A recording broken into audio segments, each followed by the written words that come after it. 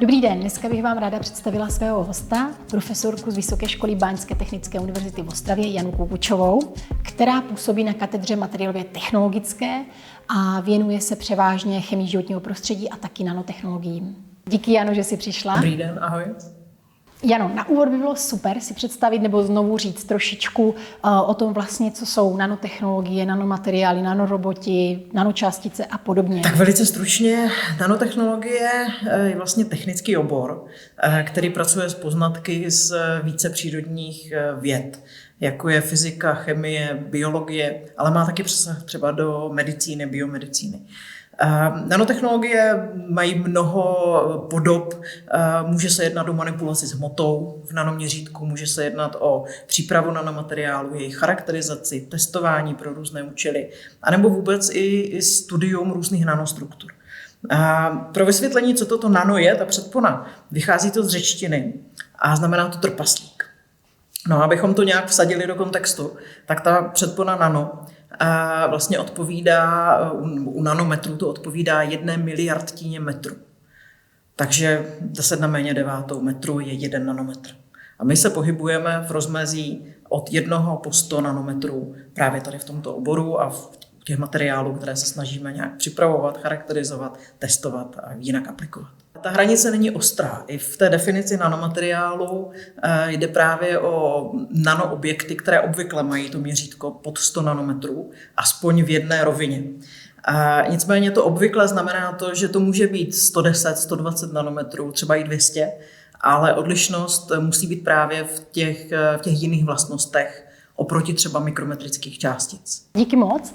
A já už rovnou asi navážu trošičku na konkrétní příklad a zmíním asi TiO2, oxid titaničitý, který v podstatě, když je v běžné formě, tak je bílý, ale když je v té nanoformě, tak je transparentní, třeba v opalovacích krémech. Můžeš zmínit ještě nějaké další ingredience nebo respektive materiály, které vlastně mají takové specifické nebo zajímavé vlastnosti, když jsou v nanoformě?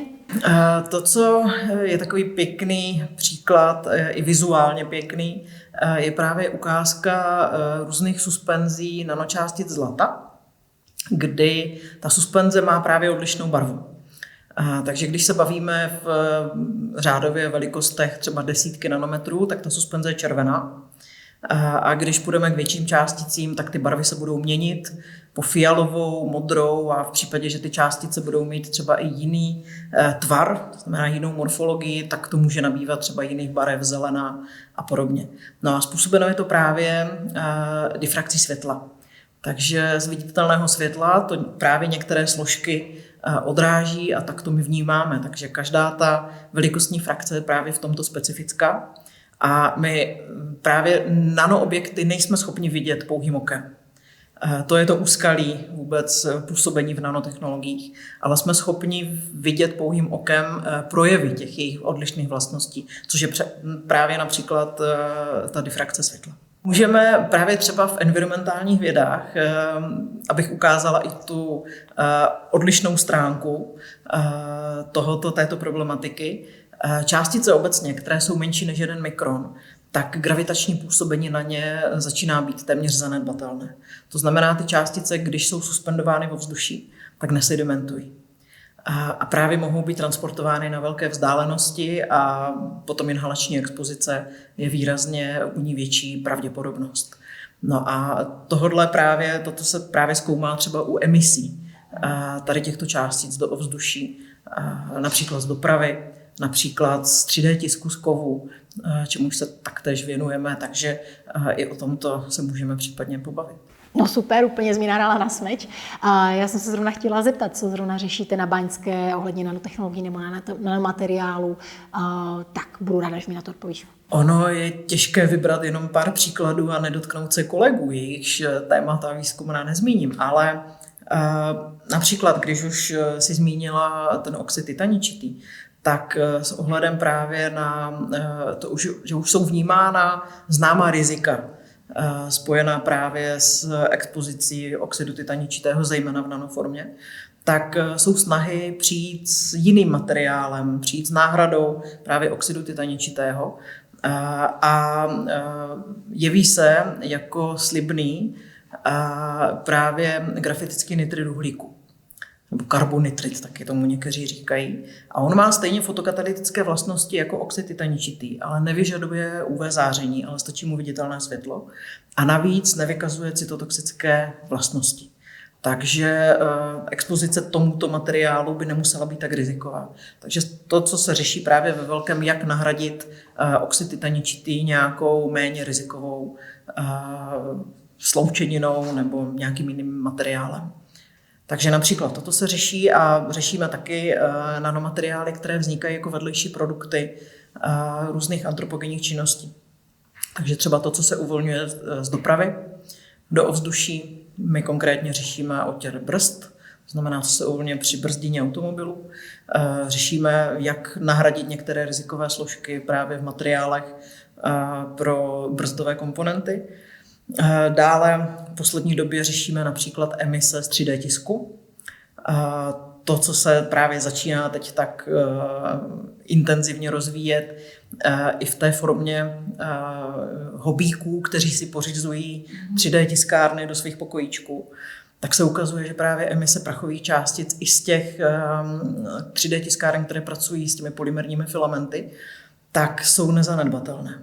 To znamená, že i tady mohou být jistá rizika, když děti u toho budou sedět hodiny a toto budou vdechovat, tak se snažíme i působit právě na výrobce těch tiskáren, aby nějakým způsobem řešili i odstranění těch částic, aby se nešířily do prostředí. A řešíme i průmyslové 3D tiskárny, které tisknou z kovu, z nerez oceli, ze slitin, titanu, hliníku, kdy se tisknou různé komponenty pro automobilový průmysl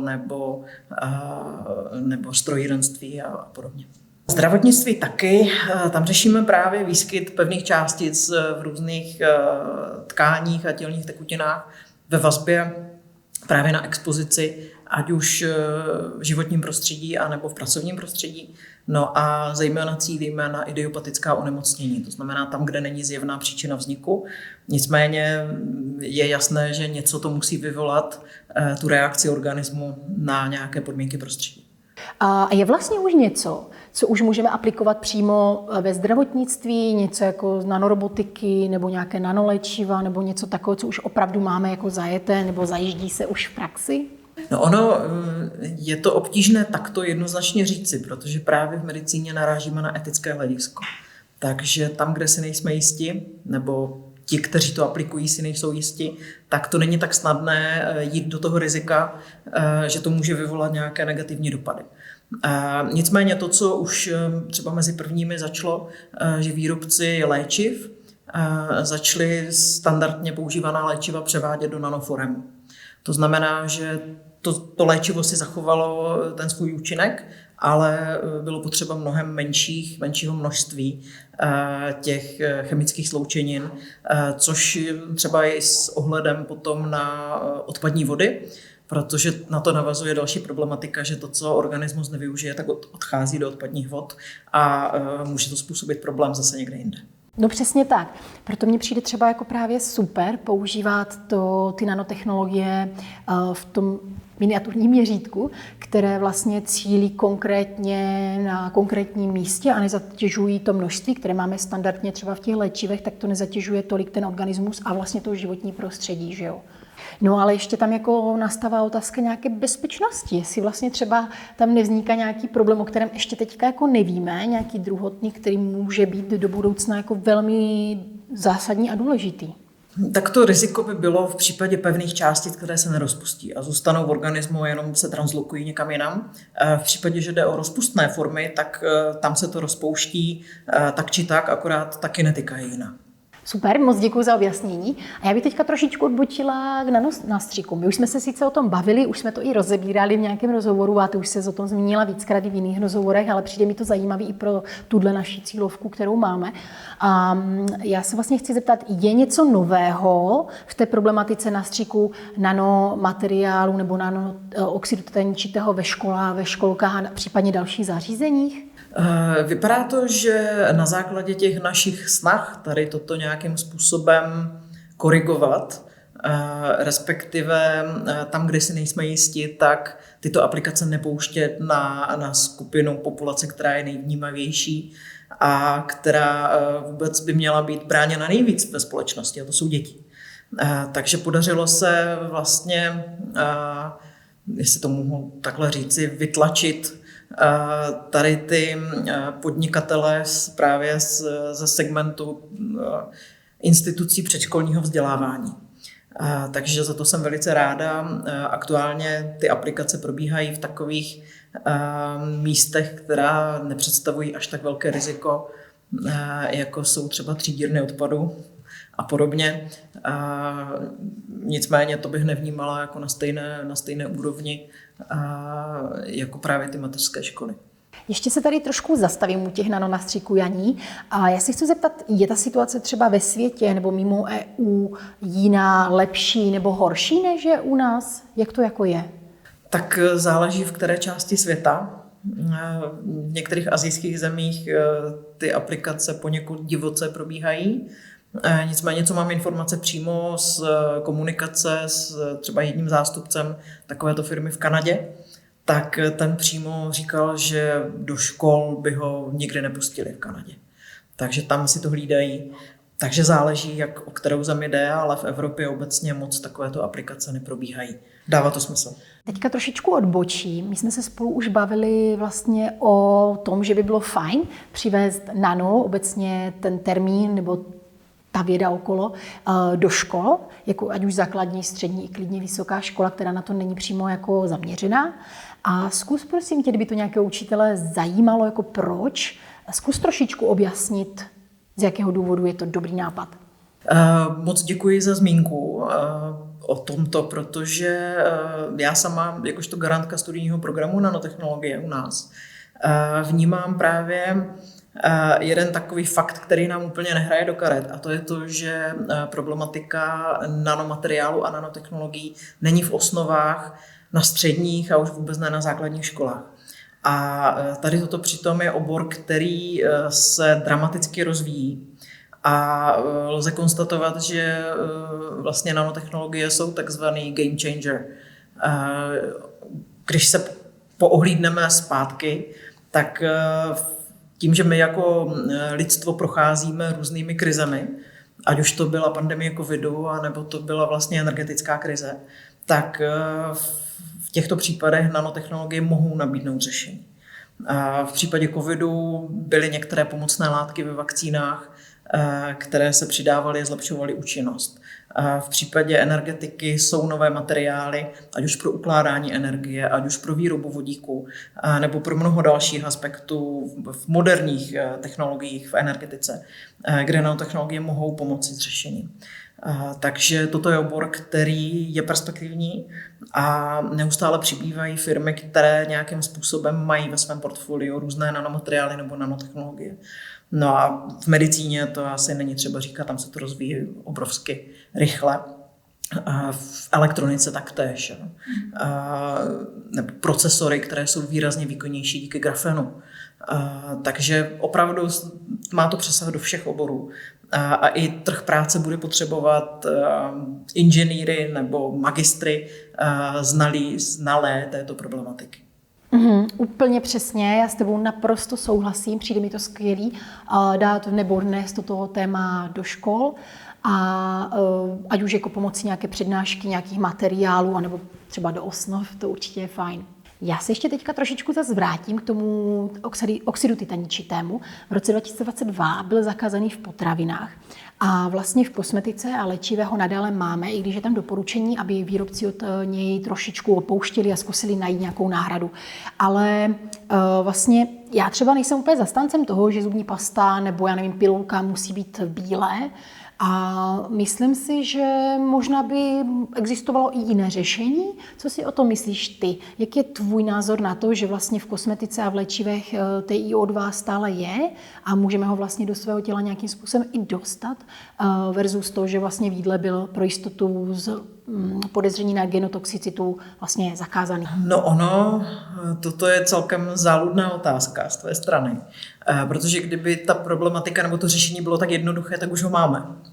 A je jasné, ten oxid titaničitý je levný, relativně se mělo za to, že je inertní, ona ty velké částice jsou inertní, ale když se dostáváme do nanoformy, tak se to začíná měnit a začínáme pozorovat právě různé negativní dopady. My jsme různě nacházeli právě třeba oxid titaničitý v různých tkáních u některých onemocnění a toto dále zkoumáme, jestli tam právě může být souvislost mezi expozicí oxidu titaničitému v potravě a třeba některými onemocněními v trávicím traktu například.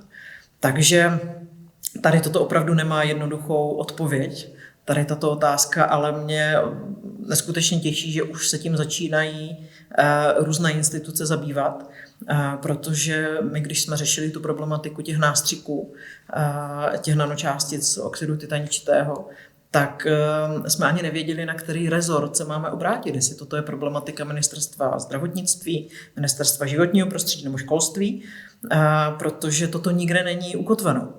A tím, že vlastně i legislativa na národní úrovni není taková, aby se o ní mohla opřít třeba hygiena, tak z toho je patrné, že tato problematika stále ještě je ve fázi řešení. No, tak prostě uvidíme asi do budoucna, jakým směrem se to vlastně bude pohybovat. U oxidu titaničitého ještě zůstaneme, ještě k tomu přidám oxid zinečnatý. Oba dva se využívají jako UV filtry v kosmetice. Nicméně, když jsou vlastně jako v nanoformě, tak je tam uvedená závorka, v tom je napsané nano, ale ono vlastně ta nanomateriál tam může být tady těch dvou zmíněných látek, i když to nano tam není uvedené. Tak se chci zeptat jako z hlediska bezpečnosti, jak to vnímáš. Jo, protože třeba jdu k moři, že jo, namažu se krémem a dobře, je to jednou za rok na týden, fajn. Ale když se používám ten krém každý den, dejme tomu půl roku nebo 4 měsíce, tak tam už to může být horší asi z hlediska nějakého ohrožení životního prostředí nebo nějakého mého zdraví. Co si o to myslíš? No, já, co tak vím z dostupné literatury, tak pořád ještě není jasné, zda třeba u těch částic dochází k průniku kůží. Na to není shoda v různých studiích. Je tam mnoho proměnných, které toto mohou ovlivnit. Že? Takže třeba věk toho, kdo je vystaven tomuto působení, jestli se tím opalovacím krémem namaží dítě, třeba v obličeji, kde ta kůže má jinou tloušťku, než dospělému namažeme záda, tak toto je úplně jiný scénář. Nicméně je fajn, že spotřebitel je i o tom informován. Toto je moc dobře, protože ještě donedávna to tak nebylo. A bylo by fajn vlastně i ponoukat spotřebitele, aby se zajímali o tyto informace. Takže to není jenom o tom, že je povinnost na straně těch výrobců deklarovat, že ten jejich produkt obsahuje nějaké nanoobjekty, jak se to značí v anglické literatuře, ale i spotřebitelé by se měli o toto zajímat. Teďka vlastně v roce 2025 vyšlo v platnost nařízení EU 2024/858, které vlastně říká, že bude v kosmetice nebo je v kosmetice zakázáno 12 nanolátek.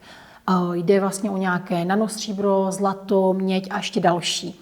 A mně jde o to, že vlastně nemáme dostatek dát, máme tam podezření na nějakou genotoxicitu nebo některé látky víme, že jsou genotoxické, imunotoxické a podobně. A přijde ti to jako rozumné opatření nebo je to přehnaná opatrnost? Já jsem strašně ráda za tady tento vývoj, protože když jsem se začala věnovat této problematice asi před 15 lety, tak jsem čelila takovým poznámkám, jako že bráním rozvoji nanotechnologií. A teď, když se ukazuje, že to, co vlastně někteří vyvíjeli a s nadšením se to aplikovalo, kde je to napadlo, kde si usmysleli, a pak až se začalo ukazovat, že to má i jistá negativa, nejenom ty úžasné wow efekty v dekorativní kosmetice třeba, tak tím, jak ty zmiňuješ tu genotoxicitu a mutagenitu, tak co si tak pamatuju z diskuzí s kolegy genotoxikology, tak právě u některých látek je takzvaná bezprahová závislost toho účinku. To znamená, že neexistuje bezpečná dávka. A proto jsem strašně ráda za to, že opravdu v takových produktech tyto nanomateriály opravdu být nemusí. Takže tam to riziko je zbytečné a ten přínos není až tak významný a důležitý právě třeba v té dekorativní kosmetice. Super, díky za odpověď, já to vidím úplně stejně. A já ještě u toho, jak jsi zmiňovala ten wow efekt, tak já u něho zůstanu. Je v poslední době něco, co byl pro tebe jako wow moment, právě, že jsi, já nevím, četla nějaký článek, byla na nějaké konferenci, někoho slyšela mluvit a podobně. Bylo tam něco, co jako fakt si řekla wow? Co jsem třeba četla nedávno, článek, který mě zaujal, i protože se snažíme zabývat nanoplasty, další taková výzkumná skupina u nás, tak jedni kolegové, kteří se zabývají právě vývojem nanorobotů, tak přišli, oni je označují jako mikroroboty, což jsou magnetotaktické bakterie, které obsahují magnetické částice uvnitř buněk. A tady ty se snaží nějak řízeně potom ovládat pro vychytávání nanoplastů a mikroplastů ve vodách. Takže toto pro mě byl wow efekt, že takto to lze propojit ty dvě problematiky ku prospěchu věci. Tak to je teďka wow efekt, nebo respektive wow moment i pro mě. A rovnou bych ještě u toho trošičku zůstala, protože my sice budu rozebírat nanomateriály ještě i s jinými odborníky, ale k tady tomu jako používá se už tenhle výzkum i někde v praxi? Je tady ta technologie nebo možnost vlastně má už nějaké praktické využití, nebo čistě je to jenom studie nebo na papíře? Jak to je? No, to těžko říci, protože teď se teprve začíná ukazovat, kde všude ta přítomnost mikro- a nanoplastů začíná představovat problém. Respektive my asi ještě úplně nemáme informace o tom, kde ten problém to způsobuje. Zatím víme, kde všude se vyskytují. Takže už to nejsou jenom oceány, už to nejsou jenom nějaké sladkovodní útvary, ale už to je třeba i v ovzduší v nadmořské výšce několika tisíc metrů, kde jsou částice suspendované v ovzduší právě na bázi plastu, což musí být nanoplasty, protože musí být menší než 1 mikron. Takže v této fázi třeba to, čím my se zabýváme, je vlastně nalezení kombinace vhodných metod pro detekci a charakterizaci těch nanoplastů, protože tím, že jsou organické molekuly a tím, že jsou tak malé, tak prostě nemůžeme používat stejné metody jako pro větší částice nebo anorganické. No a stejně tak je dost pravděpodobné, když jsme tomu vystaveni, že to bude někde v organismu deponováno. Řešili jsme už právě různé tkáně a tělní tekutiny s ohledem na přítomnost právě mikroplastu a cíl je se podívat na ty menší částice, protože to, co je všeobecně známo, že ty nanometrické částice mají schopnost pronikat biomembránami. A to je vlastně další z těch negativních vlastností nanočástic obecně, kdy my vlastně nemáme, nebo oni nemají žádnou zábranu, ty nanočástice, takže třeba po vdechnutí mohou projít do krevního řečiště a pak být roznášeny k jakékoliv cílové tkáni nebo orgánu. Takže tady toto je snaha teď se zaměřit vlastně na zmapování toho, jaké metody potřebujeme a zaměřit se na vybrané tkáně a tělní tekutiny, kde to analyzujeme. Super, moc děkuji za odpověď. A já bych se ještě zeptala, jak to je třeba s nanotechnologiemi, co se týče odpadu? Třeba mohou být nějaké nanotechnologie nebo nanomateriály, které mohou při recyklaci pomoct nebo naopak ji nějakým způsobem blokovat? To se přiznám, že úplně do hloubky informace k tomuto nemám, protože se tímto nezabýváme. Nicméně vím, že lze nahlížet na tuto problematiku ze 2 úhlů pohledu. Jeden je právě přídavek nanomateriálů do různých produktů, které na konci svého životního cyklu skončí jako odpady. A teď je otázkou, jak s tím nakládat například ve spalovnách. Zda máme vhodné technologie pro odstranění třeba těch anorganických nanočástic, aby neodcházely do ovzduší. To je jeden úhel pohledu a druhý, že různé materiály mohou sloužit právě zase pro přípravu nanomateriálů. No, takže pro přípravu nanočástic sazí, pro přípravu třeba grafénu nebo uhlíkatých nanotrubiček. Takže i to lze otočit pozitivně, že odpad může sloužit pro přípravu nanomateriálu. Janí, já mám na tebe už poslední otázku, bohužel teda. Já bych si s tebou povídala hodiny a hodiny, ale nejde to. A tak ta moje poslední otázka je třeba, nebo existuje něco, co tady nezaznělo a mělo by zaznít? Tak vzhledem k tomu, že jsme se tady bavili o těch přínosech nanotechnologií a nanomateriálů a stejně tak o té odvrácené straně, tak bych právě byla velice ráda, kdyby zaznělo, že ty nanotechnologie a nanomateriály, když jsou vhodně uchopeny a je vhodně s nimi nakládáno, tak mohou být dobrým sluhou. Když je s nimi nakládáno bez jakékoliv erudice a bez znalosti jejich chování, tak mohou být právě špatným pánem. Já to studentům přirovnávám k situaci v automobilovém průmyslu, kdy vlastně automobil může být taky zbraní. Může být zneužit a může napáchat hodně škod a zla.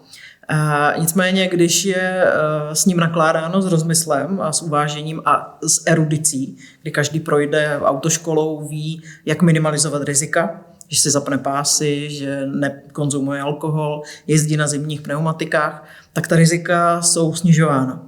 A to samé platí tady v našem případě. Právě cíl toho našeho snažení je ty rizika pojmenovat a snažit se je snížit na pokud možno co největší minimum nebo nejmenší minimum. Na minimum. A velice mě těší, že současný vývoj v oblasti nanotechnologií se právě ubírá k těm udržitelným nanotechnologiím.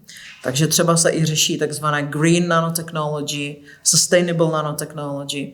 No a tady je to mnohdy právě založeno třeba na různých biomateriálech nebo materiálech biologického původu, které v té nanoformě jsou pak nějakým způsobem upraveny pro dané užití. Takže mohu zmínit nebo nanocelulózu, mohu zmínit nanochytin, což je sloučenina, která je v ulitách měkkýšů, nebo nanohydroxoapatit, který je v kostech, v zubech a je perspektivní, biokompatibilní pro léčbu zlomenin, pro léčbu zubního kazu. Takže dnes ty nanotechnologie už nejsou o použití oxidu titaničitého v nanoformě, o nanostříbru, ale právě o tady těch materiálech biologického původu, nebo přírodního původu. Které jsou pro nás vlastně šetrnější i pro životní prostředí, je to tak? Ano, takže když dojde k úniku do životního prostředí, tak to nenapáchá tolik škody jako některé anorganické částice a materiály, které tam původně nepatří. Super, děkuji za zmínku tady tohodle, to by určitě bylo na samostatný díl nebo na samostatné natáčení. Bohužel, teda já budu se muset rozloučit. Moc ti děkuju, že jsme mohli tenhle rozhovor uskutečnit. Strašně si toho vážím, pro mě to je zase, že jsem se naučila nebo rozšířila svoje znalosti a fakt mě některé věci zaujaly, takže si ještě půjdu dohledat samozřejmě. Takže moc díky a doufám, že spolu uděláme ještě nějaké další rozhovory. Taky děkuju a děkuji i za možnost popularizovat tento náš obor. Díky.